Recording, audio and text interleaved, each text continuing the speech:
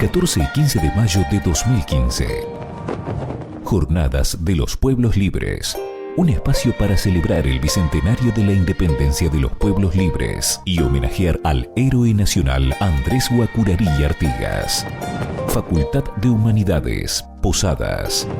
4 paneles temáticos con 16 disertantes de Misiones, Corrientes, Entre Ríos, Santa Fe, Buenos Aires, Paraguay y Uruguay, con la presencia de Hernán Brienza, Gabriel Di Meglio, Ana Ribeiro, Alfredo Puenitz, Pacho O'Donnell, Pablo Camogli y el cierre a cargo de Ricardo Forster.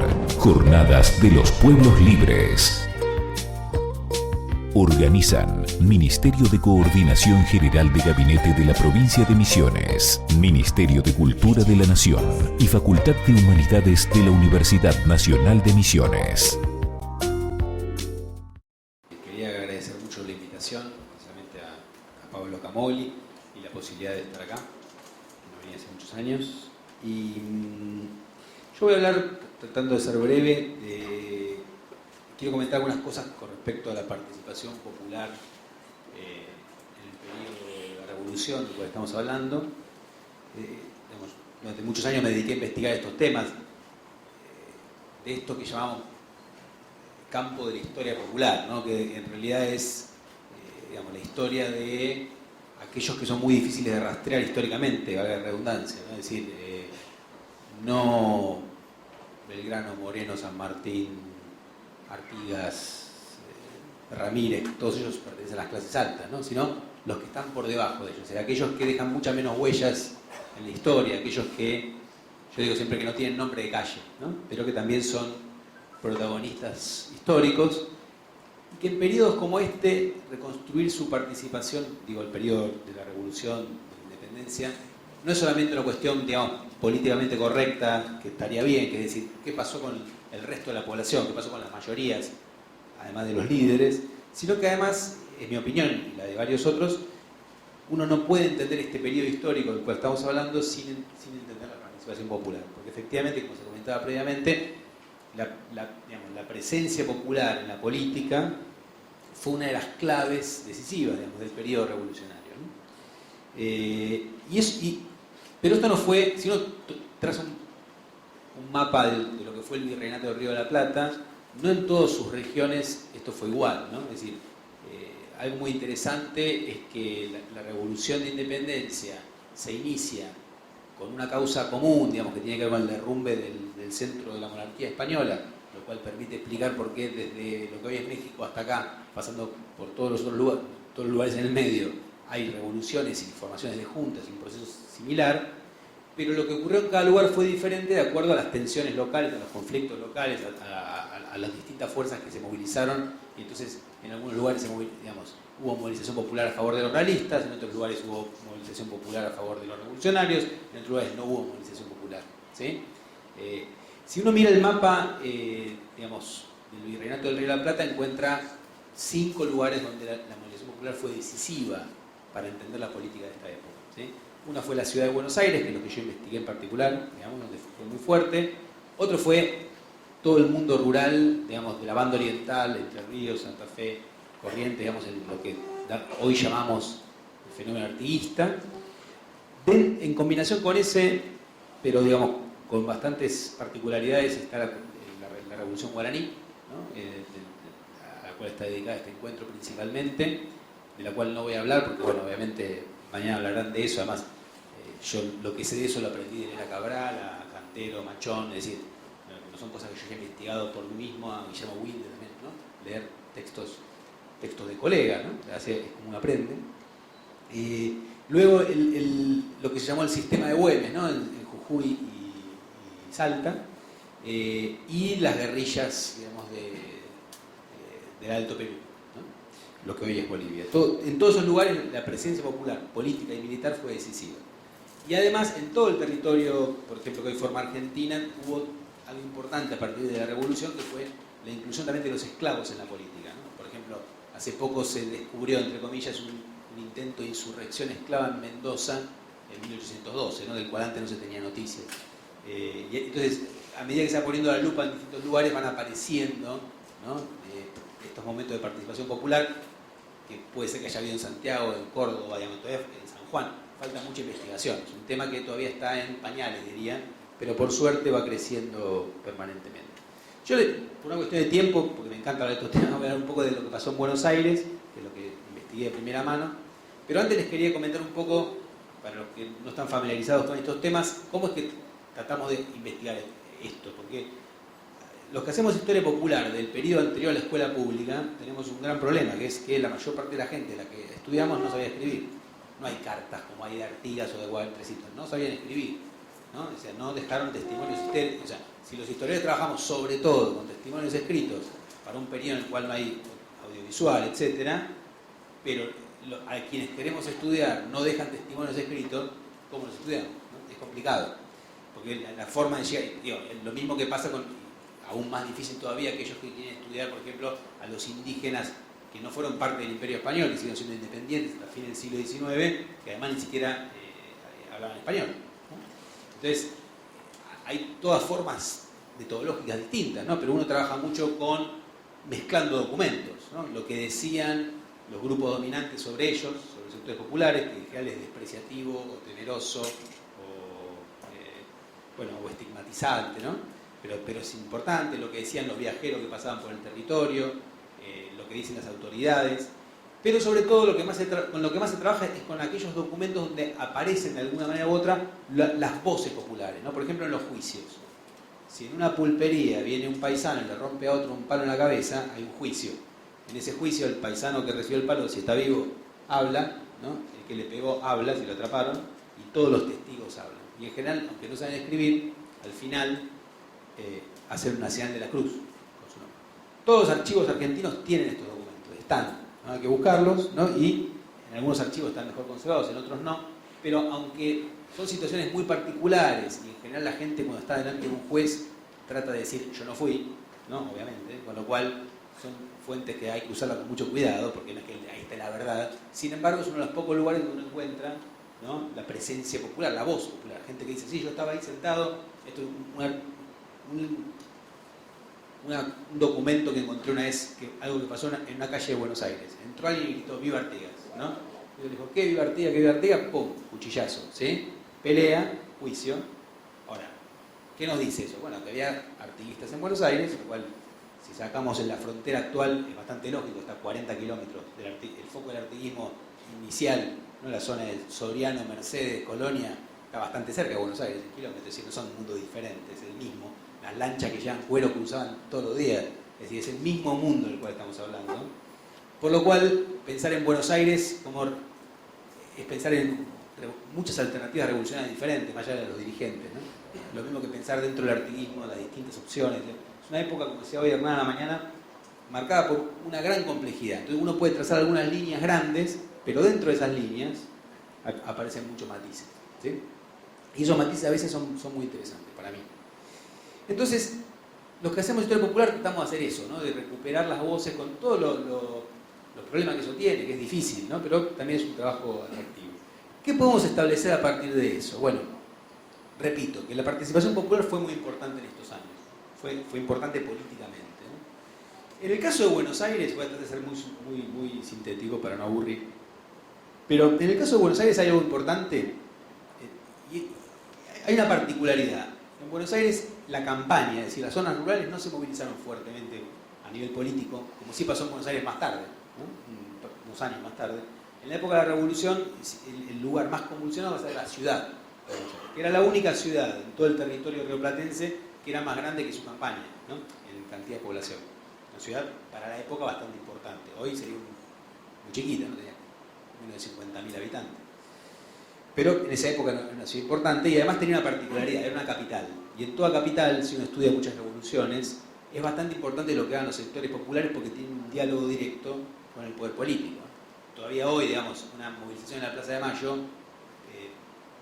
pesa más que una movilización en cualquier plaza del país distinta con respecto al poder central, porque está ahí, porque la interpelación es directa, ¿no? Por eso siempre las ciudades con corte, ¿no? En Europa, o las ciudades capitales le dan ese peso al pequeño pueblo, ¿no? Al bajo pueblo, como se decía en la época, el peso de presionar sobre él, ¿no? De hecho, Buenos Aires lo que tenía antes de la revolución era una movilización previa que tuvo que ver con las invasiones inglesas, ¿no? Este episodio inesperado hizo no solo que se militarizara la población de una manera rotunda, cuando se forman las famosas milicias, que fueron muy estudiadas, ¿no?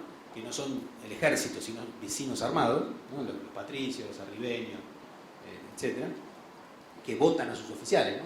Sus oficiales son elegidos por los soldados, y eso les da mucha popularidad, ¿no? Sí, porque un oficial votado es alguien que se supone que tiene, así son elegidos Belgrano, Saavedra, ¿no? Todos ellos.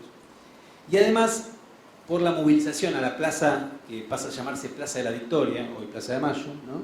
Que se da en 1806, después de la primera invasión, exigiendo que no se le permita al virrey Sobremonte volver a la ciudad porque se lo considera un traidor, ¿no? Y entonces una población movilizada exige una ruptura en el orden legal, ¿no? Que decir, uno no puede prohibir al virrey volver a su capital. Sin embargo, se hace, y al año siguiente, después que los ingleses vuelven y toman Montevideo, otra vez, un cabildo abierto. ¿Quién iba al cabildo abierto? Los vecinos respetables, es decir, hoy diríamos la clase alta, ¿no? Sin embargo, hay también una movilización a la plaza que exige que se destituya al virrey, cosa que se hace. Es decir, se rompe el orden colonial, de hecho, no por una impugnación del orden colonial todo, es decir, no hay una relación directa entre esto y la Revolución de Mayo. Es decir, nadie estaba planeando la Revolución de Mayo en 1807, ese es un error de la historia escolar tradicional, ¿no? Pero, efectivamente, lo que sí va a ocurrir es que cuando en 1808 el rey caiga prisionero, los franceses invadan España, y se da todo este gran cataclismo al nivel de todo el imperio español, en Buenos Aires hay ya una movilización previa y hay además una fuerza armada, que es esta milicia a la que se puede mandar en 1810 a otras provincias para tratar de imponer por la fuerza la solución revolucionaria. Entonces, es una diferencia, ¿no? Como se hace, por ejemplo, en Córdoba en 1810. Entonces, Buenos Aires tenía fortuitamente una experiencia de movilización popular previa antes de la Revolución de Mayo. Si uno estudia esta famosa Revolución de Mayo, en sí misma la presencia popular ahí no es tan fuerte, ¿no? Es secundaria con respecto a la dirigencia, sin duda. Ahora hay algo muy, muy interesante. Si van al Museo Histórico Nacional en Buenos Aires, ¿no? O al Museo del Cabildo, pasó el chivo, tenemos una copia del petitorio que se presenta el 25 de mayo para pedir una junta.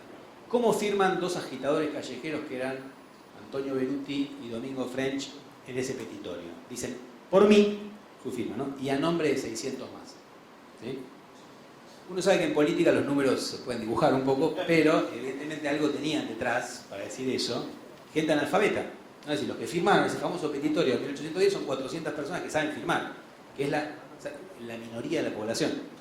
Yo enfatizo mucho esto porque en un país donde después el analfabetismo va a volverse mínimo muchos años después, hoy en día es muy difícil recordar el peso del analfabetismo, ¿no? Que era una marca de diferencia social crucial. Piensen que cuando se hizo el primer censo nacional en Argentina, que es de 1869, solo el 21% de la población sabía leer y escribir. 21%. Y ya había inmigrantes que ya venían con eso. Imagínense cuánta gente debe leer y escribir en 1810. ¿No? El 10% de la población, quizá. Digo, en todo el territorio, ¿no? Y a nivel rural, menos aún. Con lo cual, muchos no firmaban, pero estaban igual ahí, de fondo, por decirlo de una manera, presionando. De todos modos, el evento, que es muy famoso y que ha sido muy trabajado por muchos historiadores, donde realmente se ve la entrada política clave, popular, del bajo pueblo porteño en la Revolución, ocurre un año después de la Revolución, que es en esas jornadas del 5 y 6 de abril de 1811, cuando el grupo que dirige Cornelio Saavedra moviliza a gente de los suburbios para quitar de la Junta a los diputados que respondían al ya muerto Mariano Moreno. ¿Sí? Es un hecho bastante conocido, quizá lo recuerden, en el cual estos orilleros, como decían, o la gente de poncho, ¿no? La marca de la época, la marca social era la vestimenta, que era, ¿no?, una época preindustrial, la ropa era muy cara, con lo cual la gran marca era, como decían, en estas fuentes judiciales que yo les digo que uso, ¿cómo se marca si alguien, la clase, ¿no?, la pertenencia social? Por la ropa. La gente de poncho, la gente de chaqueta, ¿no?, que los pulperos, los artesanos, estos que usaban el pañuelo tipo Leonardo Fabio y la chaqueta, ¿no? La gente de chaqueta y la gente de frac o de levita, que son los ricos.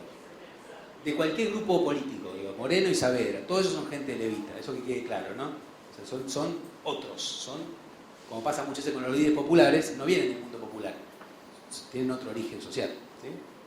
Más alto. Entonces, por eso tantas veces se hizo una comparación ahistórica, ¿no? Entre el primer 17 de octubre, se le decía, ¿no? Porque la gente de poncho que llega a la plaza, pero que algo tiene de cierto, ¿no? En la comparación, que decían, ¿y estos quiénes son? ¿No? ¿De dónde salieron estos que no saben leer y escribir y que vienen a exigir un cambio de gobierno? Y no es algo menor, porque ese día la gente que la mayoría no sabe firmar, ¿no? Le piden a otro que firme. Estos labradores del suburbio de la ciudad dicen, nosotros el pueblo exigimos esto, esto y esto. Y ese es un momento de democratización, ¿no? Porque en realidad, al proclamarse pueblo, algo que el mundo colonial no incluye a todos, sino solo a un sector, están diciendo a partir de ahora hay que tener en cuenta a los hombres, porque a las mujeres no le van a dar ningún derecho político, aunque no sea de derecho, de hecho. Es decir, hay una impronta de que cualquiera puede proclamarse pueblo, ¿sí? Y esto ya es muy temprano para la revolución, es 1811. Ahora, ¿por qué esa gente va ese día a sacar a los diputados morenistas de la Junta? ¿No? Uno dice, para mí siempre fue un misterio, ¿por qué les importa? La verdad. O sea, y en realidad, si uno lee el petitorio que presentan, porque lamentablemente nunca tenemos el testimonio, así como tenemos carta de Artigas, de Belgrano, de que explican sus... Acá la gente, no tenemos a alguien que diga, sí, yo fui ese día a la plaza para exigir tal cosa. ¿No? Todos soñamos con hacer, no sé si leyeron un cuento de Ricardo Piglia, de los mejores cuentos que leí, que se llama Las actas del juicio, donde él hace hablar al asesino de Urquiza. Y dice, lo matamos por esto, por esto, por esto. ¿No? Ya está. Es un cuento increíble, está en internet, ponen las actas del juicio, lo bajan, se leen un ratito. Un cuento fabuloso que es el sueño de todo historiador popular. Hay un sujeto popular que dice por qué hizo algo, ¿no? Por qué fue a la marcha, digamos, por qué vota a tal. Es decir, algo que es muy difícil con los documentos de saber. ¿Por qué fue la gente ese día a la plaza en 1811? ¿Sí? Ahora, si uno mira el nombre de qué se hizo la consigna, la convocatoria, tiene un indicio. La convocatoria es echen a los españoles de la ciudad. ¿Sí? Ese es el primer punto. Después vienen chiquititos todos los otros puntos. El de echen a los morenitas es el punto octavo. Es decir, por ahí ni circuló. Ahora, echen a los españoles es algo fuerte. Porque la Revolución de Mayo, al principio, es muy cuidadosa con los españoles. No es contra los españoles. Como decía hoy Hernán a la mañana, hay 2 miembros de la Junta que son españoles. ¿No? Digamos, ¿qué propone la Junta de Mayo? Lo dice muy claramente. Queremos el autogobierno, queremos una monarquía federal, ¿no? Nosotros nos autogobernamos, no dependemos más de España, ¿sí? Somos iguales nosotros, los mexicanos, los españoles, todos iguales, bajo el rey. ¿No? El proyecto como fue después el Imperio Británico, canadienses, australianos, todos bajo el mismo rey. Porque el rey de España y España son 2 cosas distintas. Ellos no quieren depender más de España, pero es compatible con seguir siendo españoles. ¿Se entiende esto? O sea, entonces, ese igualitarismo es el que propone Saavedra, por ejemplo. Otro grupo, el grupo de Moreno, va a proponer ir más allá y crear un Estado nuevo. Dice, bueno, el rey de España no tiene derecho a ser nuestro rey porque hizo la conquista por la fuerza y la fuerza no da derecho. Entonces, en realidad, amamos al rey Fernando preso, pero no tiene derecho a ser nuestro rey. Son 2 posiciones distintas que van a estar en pugna y que explican en parte porque tenemos 2 fechas nacionales, ¿no? 1810 a 1816 es la disputa entre autonomistas e independentistas, hasta que finalmente, ¿no? se termina en la independencia. Y a veces nos olvidamos de este momento autonomista, ¿no? Esto que es muy fuerte entre los revolucionarios. Entonces, pero a nivel popular uno no encuentra tanto una lucha por la independencia, por la autonomía. Las disputas son otras, ¿no? Porque lo que hace la revolución, y esto se va a aplicar en distintos territorios, es politizar las tensiones previas, ¿no? En Buenos Aires había una tensión muy grande con los españoles a nivel popular, ¿no? Por distintas razones. Tensiones, por ejemplo, porque en los barrios el inmigrante catalán o vasco que llegaba tenía más ayuda económica para ponerse un negocio rápido y prosperaba más rápidamente. Tensiones porque los hombres españoles tenían ventajas en el mercado matrimonial, porque a las mujeres les convenía casarse con un español porque prestigiaba. Tensiones porque un español y un criollo no recibían los mismos castigos por el mismo crimen, ¿no? Porque cualquier criollo tenía siempre popular, no le iba a pasar a Moreno o a Rivadavia, digo, pero tenía siempre el riesgo de ser considerado de sangre impura y por lo tanto azotado, cosa que nunca le iba a ocurrir en español. Todos estos pequeños rencores de la vida cotidiana no llevaron a la revolución. Pero cuando llega la revolución, todo eso se hace política, se activan, ¿no? Entonces, digamos, va a haber una potencia muy fuerte a nivel popular para volver a la revolución, una revolución anti-española. Algo que los grupos dirigentes al principio no querían. ellos no se pronuncian contra los españoles, se pronuncian contra los mandones, que no es lo mismo, ¿no? Contra los que abusan. Entonces, en buena medida, la impronta antiespañola la da la movilización popular de la revolución, que exige que nadie que no sea hijo del país pueda ejercer ningún oficio en la ciudad y que sean expulsados, ¿sí? Cosa que no se hace. Sin embargo, un año más tarde, en junio de 1812, un esclavo, que se llamaba Ventura, denuncia que su amo, ¿no?, el héroe de la defensa contra los ingleses y traficante de esclavos, ¿no?, Martín de Álzaga, está preparando junto con los montevideanos una conspiración peninsular, ¿no?, española, para echar a los criollos. Incluso se las interpreta en clave bíblica, ¿no? Es decir, van a matar a todos los niños como Herodes, ¿no? O sea, los faraones le dicen a los españoles. La idea es que no quede ningún hijo del país y solo quede en español. Todo esto, hay una agitación muy grande, la gente está muy furiosa, salen todos los días, se arman y salen a la calle. Es la primera vez que se sube la bandera celeste y blanca en Buenos Aires, en la iglesia de San Nicolás, la sube la multitud, no el gobierno, ¿sí? La bandera que empezó a circular, no sabemos cómo, la bandera que creó Belgrano.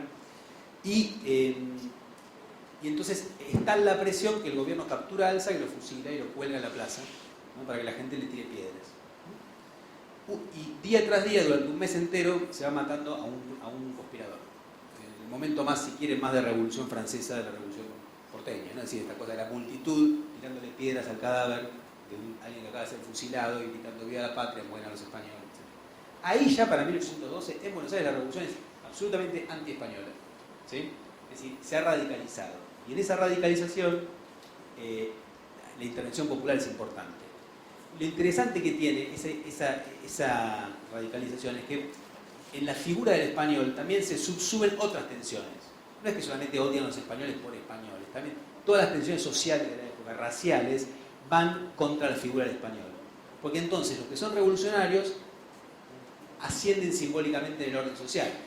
Un negro, un pardo, ¿no?, un mestizo, que antes eran jurídicamente inferiores, dejan de serlo, de hecho, porque están del bando correcto, ¿sí? Y si ustedes se fijan, hay un tribunal de salvación pública, que se crea, de seguridad pública. La salvación pública es de Francia, ¿no? Pero eso suena muy parecido. Un tribunal de seguridad pública que se crea en 1811 en Buenos Aires para denunciar enemigos de la revolución, y muchas de las, si ustedes van y leen las denuncias, la mayoría son de gente que no sabe escribir, denunciando españoles de su barrio, ¿no?, al pulpero de la esquina, etcétera, por enemigo del sistema, le dicen, ¿no? Ese momento de politización es muy fuerte. Al cabildo y al gobierno le cuesta mucho apaciguar a la población. Para hacerlo tienen que terminar expulsando de la ciudad a Luján y a Rosario, ¿no?, en Santa Fe, a muchos españoles, unos 300 que lo sacan. Después van a ir volviendo en cuentagotas. Y ahí se calma este momento un poco olvidado, ¿no?, de gran agitación revolucionaria, pero no por eso se deja de haber una politización muy fuerte, porque de hecho todos los grupos políticos aprenden que una forma muy eficaz de sacar a los otros es la movilización popular. Y esto es muy importante, porque si una facción, si un grupo político en la época colonial estaba enfrentado con otro, ¿qué hacía? Si me permiten el anacronismo, hacían lobby en Madrid, ¿no? Es decir, en la corte, para que el rey se inclinara para un bando o para el otro. Una vez que no hay más vínculo con el rey y no hay ninguna regla política para dirimir el acceso al poder, ¿cómo se define? ¿Cómo se define quién gana una disputa política? Bueno, lo que empieza es la movilización callejera. Es decir, lo que antes se resolvía hacia arriba se empieza a resolver hacia abajo. La movilización callejera viene a ser una forma de dirimir posiciones de poder antes de que se cree el sistema electoral, etc., ¿no? En estos años de revolución, muy convulsionada. Y es una práctica que queda. Y que de hecho Buenos Aires no logró desarmar, cuando los grupos dominantes quieren imponer un orden después de la revolución, no lograron desarmar ese componente de movilización callejera que quedó como marca de la ciudad, diría que quedó como tal vez. Sí. Entonces, hay muchas cosas más en Buenos Aires que no los quiero aburrir, pero digo, digamos, es una década de una convulsión política feroz, ¿no? Al punto que 20 años después, Juan Manuel de Rosas, cuando llega al poder, dice: bueno, la única forma de gobernar este lugar, esta provincia, es ser un líder popular. Porque si uno no logra convertirse en un líder de esta gente, es imposible conseguir un orden. No es prohibiéndolo, porque no se puede, es siendo su jefe, ¿no? Un hombre de orden como Rosa, que lo que quiere es calmar, pacificar, ¿no? Entonces, ¿cómo hace eso? Ahora, esto es lo que ocurrió en Buenos Aires, ¿no? Donde además, bueno, cuando uno visita ese tipo de documentos que les decía antes, encuentra peleas por política en los mercados, en las iglesias, en las discusiones, no digo peleas violentas, pero discusiones sobre qué pasa con el gobierno. Es un momento de politización general. Hay un documento que, yo ahora soy el director del Cabildo, hago chivos, ¿no? Vamos a presentar en el Cabildo ahora, que escribe un anónimo denunciando que las mujeres se meten en política a partir de 1812. Dice, no puede ser que las mujeres en sus retretes hablen de política, se tienen que dedicar a hacer otras cosas, dice, el bello sexo, ¿no? Bueno, hay que prohibirles que hablen. Esto muestra que eso es lo que marca una revolución, que se ponga en discusión el orden vigente, ¿sí? Entonces, piensen que incluso la moda femenina cambia en esos años, ¿no? No es el vestido almidonado con peinetón que después se impone de nuevo, sino el vestido de imperio, ¿no? Que no tiene corset, es largo y no tiene ornamentación, que muestra la idea de cambio, ¿no? de libertad. Y que a nivel popular las mujeres se vestían como podían, pero que también impulaban esa moda. Bueno, entonces, digo, la marca de la revolución entonces es algo que conmociona a toda la sociedad y esto pasa en distintos lugares. No voy a hablar del artiguismo porque acá hay presente gente que sabe mucho más que yo, pero sí digo, por haber leído las investigaciones de todos los colegas, que es muy interesante cómo el fenómeno es similar, solamente que lo que ocurre en la banda oriental, en Entre Ríos en particular, es la politización de tensiones existentes en el mundo rural, que en el caso oriental tenían que ver también muchas veces con la cuestión de la tierra, el uso consuetudinario de los recursos, ¿no? Esa tensión es la que existía en uno de los trabajos hechos sobre todo para Uruguay, sobre todas las disputas previas a la revolución, y esas disputas no llevaron a la revolución. Pero cuando llega la revolución, lo mismo que pasó en Buenos Aires, eso se politiza. Entonces, en las movilizaciones que se va a dar a nivel rural, sobre todo, y el surgimiento de este movimiento que termina teniendo un líder en Artigas, y esto es muy importante, Artigas no empieza la revolución, Artigas se convierte en el líder después. Los que se empiezan a movilizar, ¿quiénes fueron? Son estas partidas que van surgiendo que nunca se sabe bien cómo empieza. Y lo mismo pasa con Güemes. Güemes se convierte en el jefe de los gauchos en 1814, pero no es el que empieza. Hay un hacendado que se llama Luis Burela que hace una reunión, llama a los gauchos, están furiosos porque los españoles vienen saqueando las cosas y después surgen como líderes. ¿No? Y esto es muy importante, es lo mismo que Rosas en 1829. Primero empiezan las partidas a movilizarse y después el líder se convierte en líder. Y esto es interesante porque, digo, el orden no hay peronismo sin 17 de octubre, que no lo hizo Perón, ¿no? Es decir, los líderes se convierten en líderes muchas veces porque también son ungidos como tales. No son seres todopoderosos que todo lo pueden, ¿no? Porque si no a veces nos convertimos en superhéroes que no lo son. Y eliminamos algo que es muy importante, que le pasó a Artigas y que le pasó, no sé a Andresito, porque es difícil de trabajar, porque Andresito también es un líder, ¿no? Es un cacique, no es un indio del común, ¿no? Ahí también hay una diferencia. Más allá que obviamente cualquier cacique era inferior a un blanco, en ese sentido también podemos pensar desde el punto de vista popular, pero no es cualquier hombre popular, ¿se entiende? Ahora, los trabajos de Ana Frega en Uruguay, por ejemplo, muestran cómo los seguidores de Artigas lo presionaban a Artigas. Hay ¿cómo se llama? Encarnación Benítez, líder pardo de Colonia, le escribe unas cartas que no sabía escribir, dictaba cartas, se había convertido en jefe en la acción, diciéndole, mire que es usted, cuando hace la reforma agraria, ¿qué hace Artigas? Digo, Artigas, obviamente, hay que ponerse en contexto, expropia a sus enemigos, no a sus amigos, expropia a todos los terratenientes. ¿A quiénes? A los malos europeos y peores americanos, ¿no? O sea, porteños y montevideanos, digamos, aquellos que no están con él. Ahora, le devuelve la tierra a algunos que sus seguidores dicen, ¿pero cómo vas a devolver la tierra a este que es un delincuente? ¿No? Perdón Entonces, ¿qué ocurre? Me muestra ese trabajo. Benítez le dice, si usted no le devuelve la tierra a esta gente, se arriesga que le hagamos una revolución peor que la primera. Es decir, no es que le dicen, gracias papá por la tierra. El líder es presionado por la gente para hacer lo que hace también. ¿Se entiende? Digo, porque eso nos devuelve también la complejidad de la política de la época. Y a Güemes le pasa exactamente lo mismo. Este Güemes que es odiado por su misma clase social, por la organización popular, y a la vez alabado por su clase social porque es el que frena los excesos populares, ¿no? ¿Qué hace Güemes en el sistema de Güemes, que así lo llamaban, ¿no? Que empieza en 1814? ¿Qué les tiene que dar a los gauchos? No es que les da porque es bueno, les tiene que dar a los gauchos, porque se lo exigen, el fuero militar, ¿no? Esto lo ha trabajado la historiadora salteña Sara Mata, ¿no? Con Gustavo Paz, también sobre Jujuy. Les da el fuero militar y que dejen de pagar el arriendo. Entonces, mientras los gauchos, interesante que en Salta no se usaba el término gaucho hasta 1814, ¿no? Aparece ahí. Entonces, mientras estas fuerzas rurales estén movilizadas, y están todo el tiempo movilizadas, porque la guerra es ininterrumpida hasta 1825, no pagan arriendo. Todo el sistema productivo se colapsa. Es decir, todos los arrendatarios dejan de pagar. O sea que por eso los hacendados eran furiosos con Güemes, ¿sí? A la vez no pueden evitarlo porque aparte está la gente en armas, ¿sí? Que tengan el fuero militar, ¿qué quiere decir? Que son juzgados por sus oficiales, no por el cabildo. Y los oficiales son los jefes que además todos los días van legitimando su propio liderazgo en ese diálogo permanente, con lo cual vamos y le robamos unas vacas a Teodoro Sánchez Bustamante, ¿no? Gran hacendado jujeño.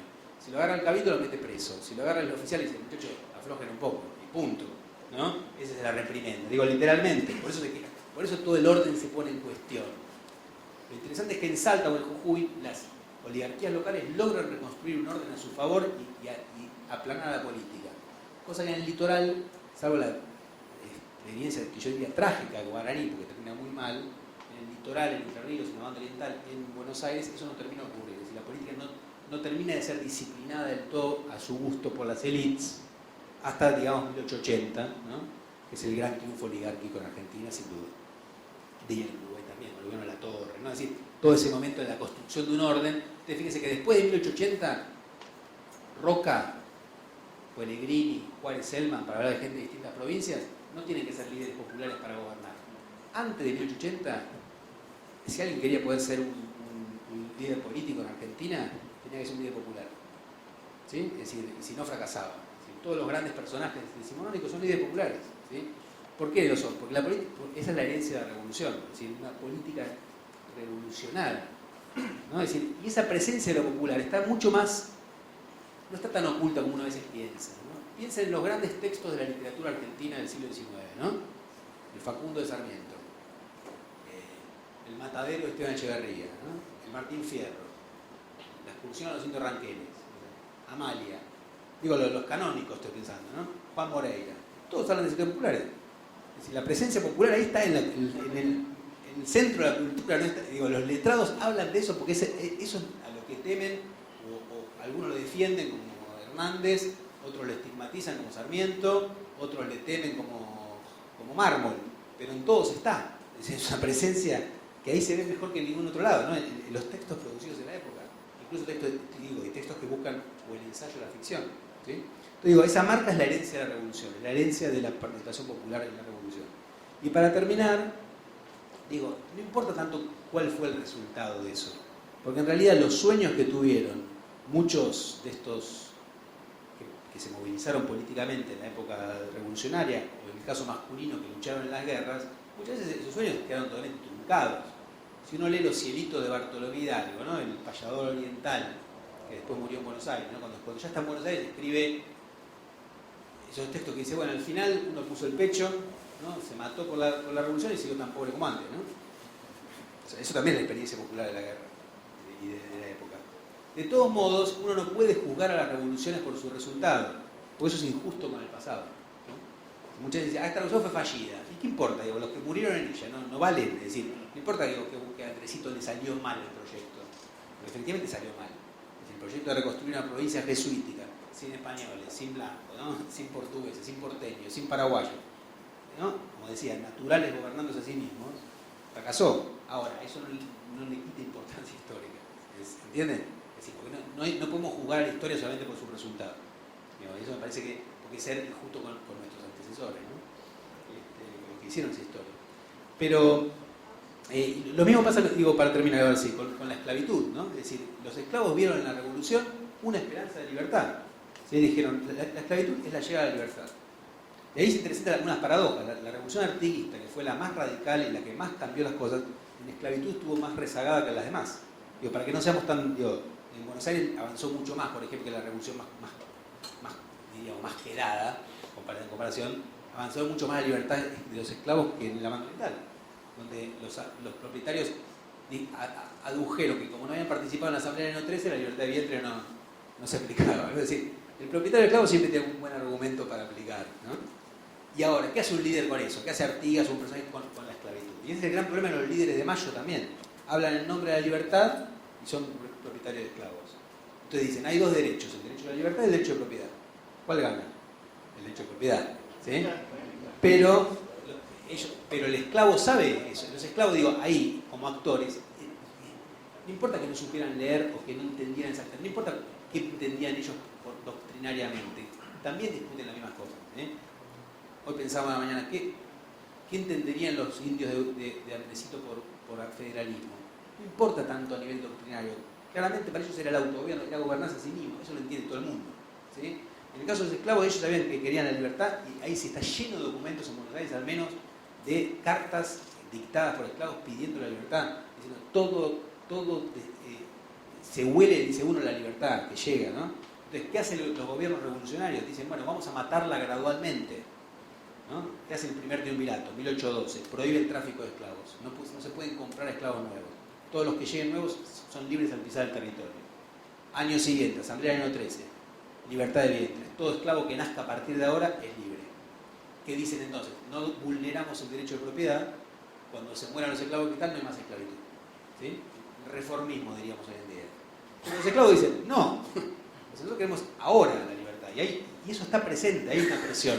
Y una válvula de escape para eso se encuentra en la vida militar, para los hombres, ¿no? Es decir, esclavo que entra al ejército es liberto, termina la guerra, es libre. ¿Sí? Y si yo hice trabajo consenso en Buenos Aires, uno puede ver cómo después de la revolución, después de la década de la revolución, hay más esclavos mujeres que hombres. Muchos consiguieron la libertad, las mujeres no fueron al ejército, en base a ello. Sin embargo, en Argentina hubo esclavitud hasta 1853. Y en Buenos Aires recién en 1861 cuando adopta la Constitución Nacional. Es decir, o sea, ahora, para los esclavos la revolución fue buena y la apoyaron. ¿Por qué? Porque vieron una esperanza de libertad que el viejo orden no le daban lo más mínimo. ¿Sí? O sea que uno puede ahí tener un balance positivo desde el punto de vista de los esclavos. Pero si uno pone, y con esto sí termino, el eje, otro grupo, que son los pueblos de indios, no solo el caso de los que se rebelaron y lucharon por su autogobierno, como pasó con los guaraníes, pero piensen en los pueblos de Santiago del Estero o de la Puna Jujeña, donde la población indígena es muy alta. La revolución les trae una paradoja, ¿no? Dicen, bueno, somos todos iguales ante la ley, no hay más diferencias, entonces no hay más tierras comunales y no hay más caciques, porque esos son resabios del viejo orden. Hay un lado positivo y un lado complicado, ¿sí? Hay un libro que les recomiendo mucho, no me acuerdo el nombre, pero de una historiadora tucumana que se llama Raquel Gil Montero, que trabaja cómo se traza la línea en la Puna y dicen, de acá para acá es Jujuy, de acá para acá es Bolivia. ¿Sí? De los dos lados hay comunidades indígenas, con tierras comunales y autoridades comunales, caciques. ¿Sí? ¿Qué hacemos? ¿Qué pasa de un lado y del otro? Bolivia dice, después de la revolución, volvemos al tributo indígena. Las comunidades se siguen manteniendo y los caciques se siguen manteniendo y pagan tributo. Es decir, son considerados inferiores jurídicamente. ¿Sí? Lado argentino, Jujuy, somos todos iguales ante la ley. No hay más tierras comunales, no hay más tributo. Ahora, las dos situaciones son complicadas, porque los indígenas pierden la tierra del lado argentino. Del lado boliviano siguen siendo seres inferiores a nivel jurídico. De hecho, si uno mira de un lado y del otro, la perduración de la comunidad en Bolivia es mucho más larga, ¿no? De hecho, sigue siendo un factor fundamental. Y en Argentina recién se recrea después de la Constitución de 1994. Pero si uno iba, me contaban antropólogos que trabajan en Jujuy, en la década del 80, uno iba a la Puna y preguntaba, ¿quién es indio acá? Nadie. ¿No? Era algo que se invisibilizó completamente. ¿Sí? Lo cual tenía que ver, también es parte de la herencia de esto, es decir, es la idea de construir una ficción, que es somos todos iguales. Entonces, digo, por eso uno tiene que problematizar los balances. O sea, evidentemente el sistema de castas dejó de existir con la revolución, no el racismo de hecho, pero la diferencia jurídica, que no es menor. No hay diferencia por color de piel ante la justicia de derecho, la verdad de hecho, no es lo mismo ser negro que no serlo, eso es cierto. ¿Sí? Pero en todo caso, tampoco, digamos, no podemos mirarlo solamente como un camino hacia el progreso. Es decir, para algunos fue mejor, para algunos fue peor, y solamente estudiando caso a caso podemos ir estableciendo qué experimentaron ellos mismos sobre lo que estaban viviendo. 14 y 15 de mayo de 2015. Jornadas de los Pueblos Libres. Un espacio para celebrar el bicentenario de la independencia de los pueblos libres y homenajear al héroe nacional Andrés Guacurarí Artigas.